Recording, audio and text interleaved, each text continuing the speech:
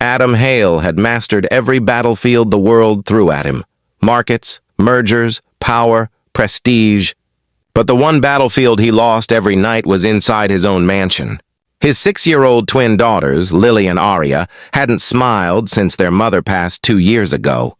They were brilliant and beautiful, but grief had carved jagged edges into their hearts. Every nanny quit. Every therapist gave up. Every attempt he made ended in slammed doors and tears. Sometimes theirs, sometimes his. Business headlines called him the untouchable, but in the quiet of his mansion, he was just a father terrified he was failing. That same building, floors below the marble penthouse and glass walls, smelled of bleach and hard work. Maria, a single mom janitor, swept hallways with tired hands but an unbreakable spirit. Life had not been kind. She'd lost her husband too young, worked 2 jobs, and still sometimes counted coins for milk. But she had Ethan, her gentle-hearted 8-year-old son who would sit in a janitor's closet drawing birds while waiting for her shift to end. "Mom, one day I'll buy you a house with a big window," he'd promise. "And you won't work at night anymore." She'd just smile and kiss his forehead, whispering, "One day, baby." Fate rarely knocks politely. It bursts in. And it did the night Adam's mansion echoed with screams once again. Another nanny leaving in tears. As she slammed the door, Maria happened to be mopping the hallway. Adam appeared at the hallway entrance, shoulders heavy, face drained, twin daughters behind him like storm clouds ready to break. Lily threw a vase. Aria kicked the wall. Adam didn't yell. He just looked defeated, like a king who'd lost his kingdom. Maria paused, mop in hand, heart tugging at the sight no billionaire status could hide, a father drowning. She didn't plan to speak. But Ethan stepped out from the supply room, small sneakers squeaking, and simply walked to the twins. No fear, no hesitation. He sat on the floor and started quietly drawing, a house with a garden and a swing. The girls stared, confused by this strange little boy who wasn't scared of their storm. "You can draw too," Ethan whispered, sliding crayons toward them. Lily blinked. Aria's lip trembled. And for the first time in months, they reached, not for a tantrum, but for color. Adam stared like the world just shifted under his feet. It wasn't magic. It was understanding only pain can teach. Maria slowly approached, kneeling beside the crying girls, brushing their hair back softly, the way only a mother would. "Grief is loud," she whispered gently. "But love can be louder." The twins leaned into her without thinking, tiny fingers gripping her sleeve. Adam's chest tightened.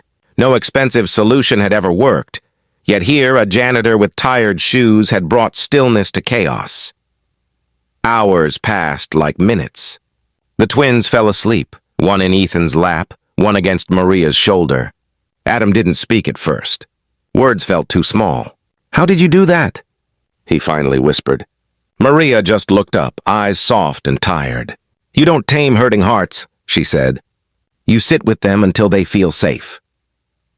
The next morning, instead of signing another corporate contract, Adam knocked on the staff room door.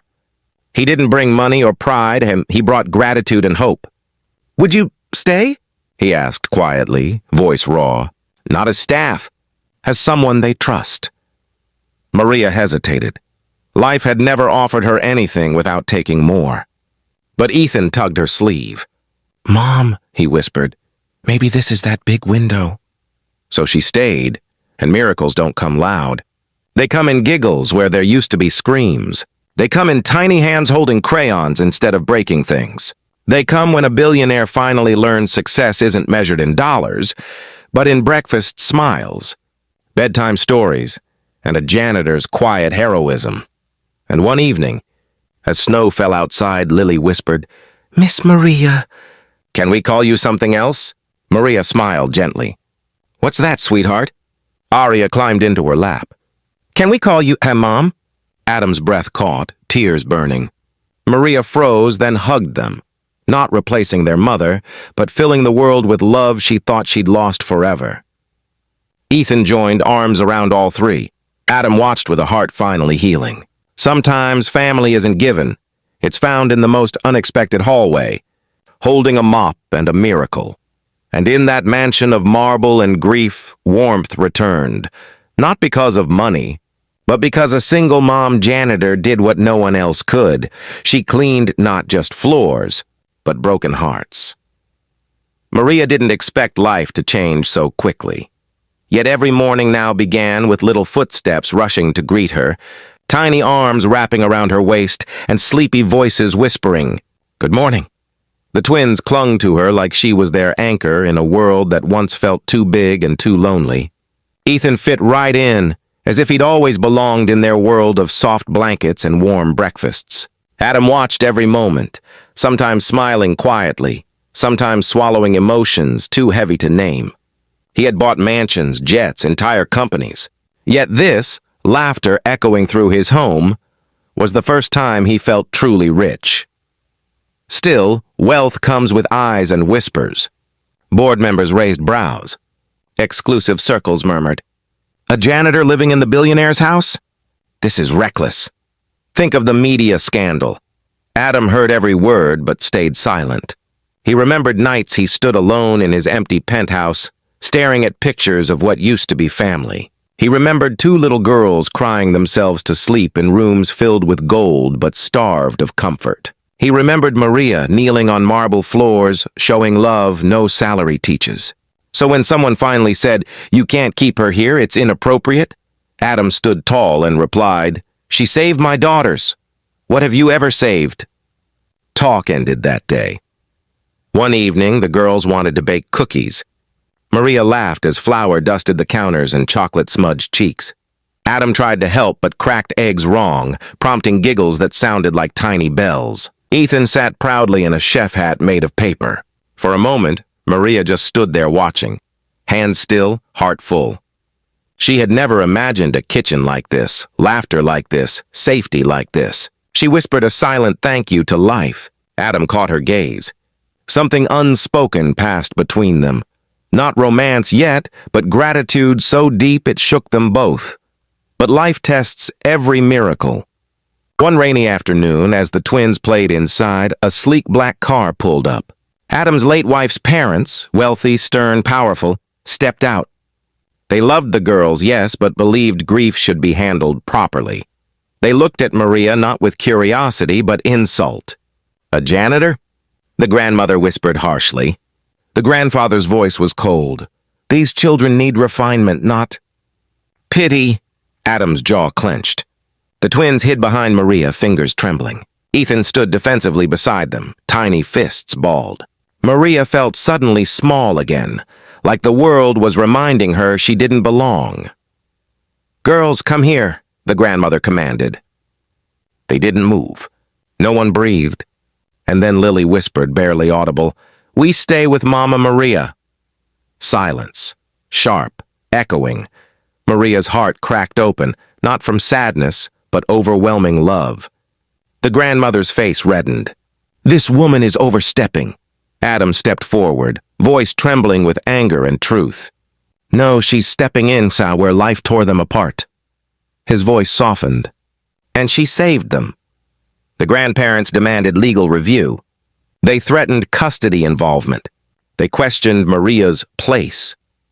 Maria spent that night awake, staring at the ceiling, fear gnawing. "Maybe I should leave," she whispered to herself. "I don't want to cause trouble." She remembered nights mopping floors in silence, believing life only gave her struggle. Tears slipped down her cheeks, quiet, tired tears. But the bedroom door creaked. Two tiny shapes crawled beside her, hugging her tight. Ethan, too, curled on the other side. Lily whispered, "Please don't go." Arya added, "You're our safe place." Maria held all three children and cried softly. This time not from fear, but fierce love. The next morning, Adam waited for her in the kitchen. He didn't wear his CEO armor. No suit, no cold posture. Just a father with soft eyes and a terrified heart. "You're not leaving," he said gently. "Not unless you choose to. And I hope you never do." Maria's lips trembled. "They deserve everything, Adam. I'm just—" He shook his head. "You are not just anything. You are the reason they laugh again." The truth settled between them, heavy, warm, undeniable. That afternoon, Adam marched into his attorney's office. Not to fight a battle, but to prepare for one. He didn't want to lose Maria, not because of convenience, but because family wasn't defined by blood. It was defined by love, healing, and who shows up when the world falls apart. He returned home with tired eyes but a hopeful heart. The twins ran into his arms. Ethan gave him a drawing, stick figures of 4 people holding hands under a sun. Family, the little boy wrote, hymn of empty echoes. He didn't say it yet, but Maria fight, not without love leading the way. The house finally exhaled, not with fear, but with hope. Because sometimes the people the world underestimates are the ones who save it. And this time, it was a janitor's love, a little boy's drawings, and 2 grieving children choosing their own miracle. And Adam Hale, the man who conquered boardrooms, finally understood the greatest victory in life is simply having someone to come home to.